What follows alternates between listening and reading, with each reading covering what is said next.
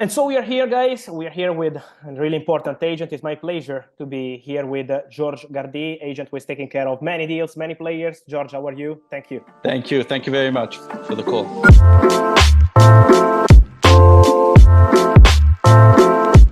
It's a big pleasure to be here because we have many things to discuss. You are taking care of many negotiations. Recently, many negotiations also with Galatasaray, champions of Turkey. They had a very special season. And I wanted to start this conversation with you, entering into the details of some stories with probably one of the biggest deals in the recent history of Galatasaray, Mauro Icardi joining Galatasaray. How that deal started, how was the idea, if you can bring us behind the scenes of that move. Well, I can tell you it was a very difficult and long negotiation because we started at the beginning of the transfer period.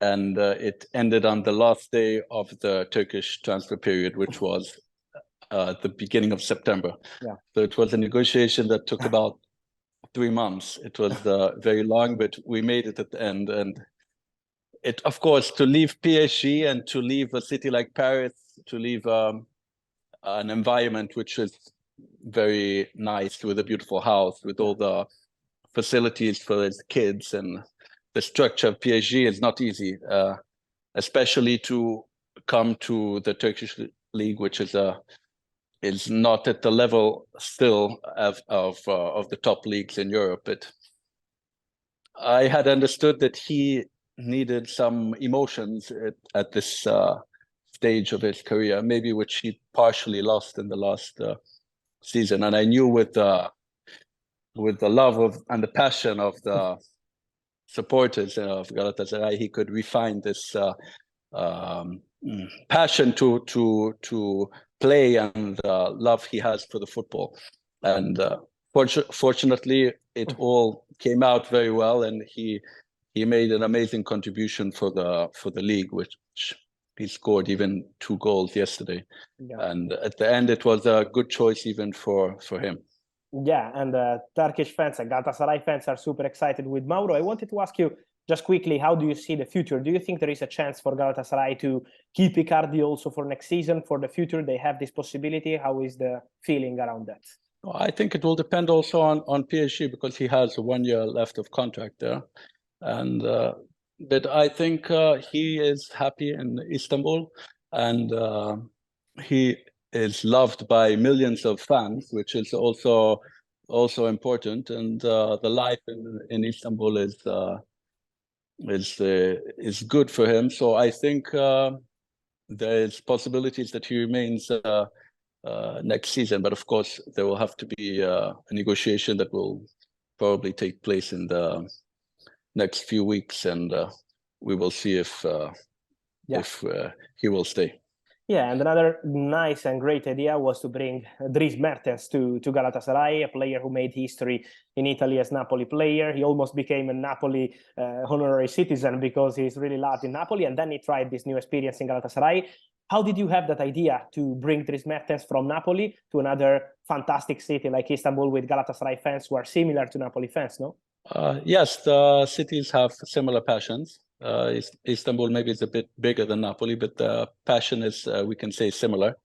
And I understood that there may be there were some issues with renewing the contract of Dries with Napoli, and I spoke with him during that period, and he was excited about the possibility to join a new project, because at the end it was a new project because the management changed just last summer. So he was excited to rebring the team to win a championship, which he also in his career didn't win. So it was something that worked out very well, and also he had an amazing season and contributed towards the title, and is also an idol of the supporters.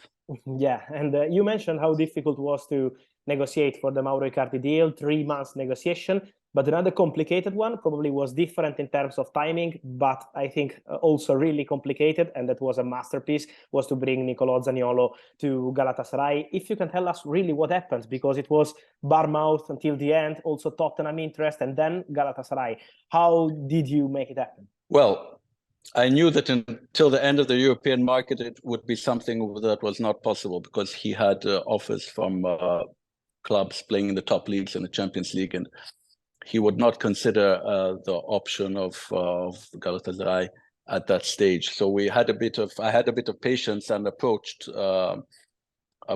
this negotiation. When the market closed at midnight at 12 o'clock, I started working. And I knew that at that point, there was a good chance because the market in Turkey was the only competitive market open in Europe, and he wanted to strongly play football and not wait until June. Mm-hmm.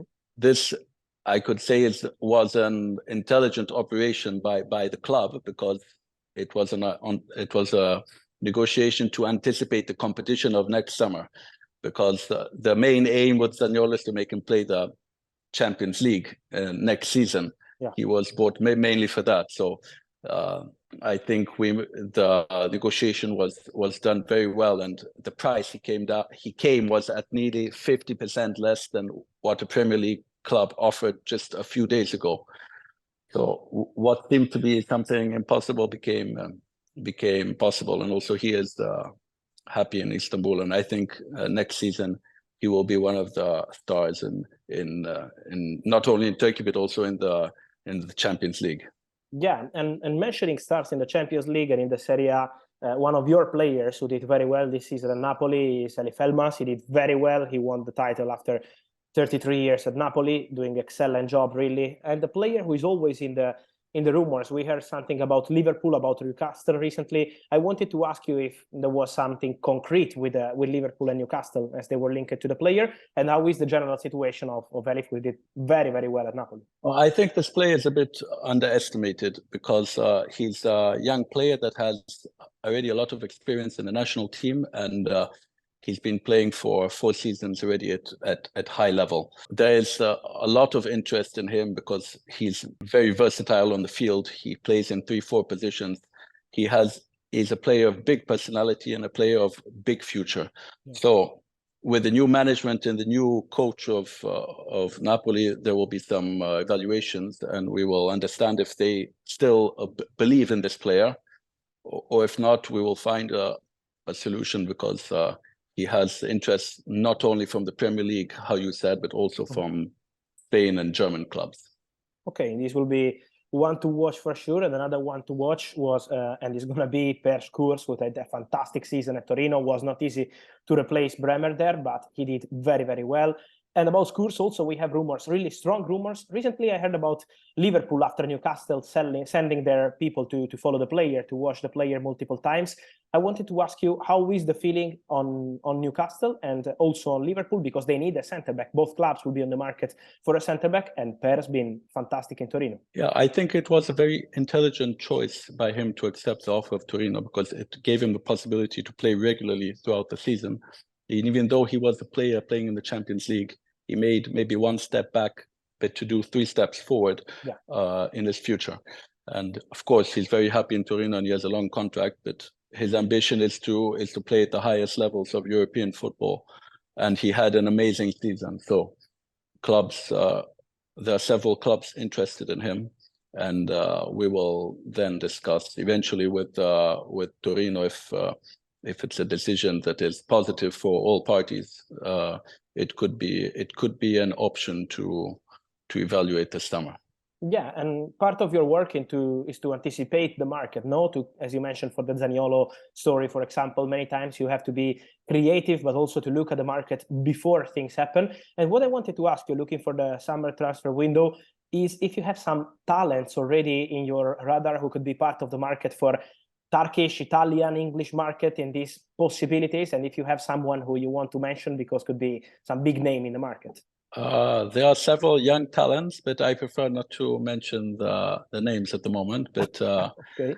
Especially some are coming out from the Under-20 World Cup, which is taking place in Argentina, and there are some very interesting new players which probably will arrive to Europe this summer.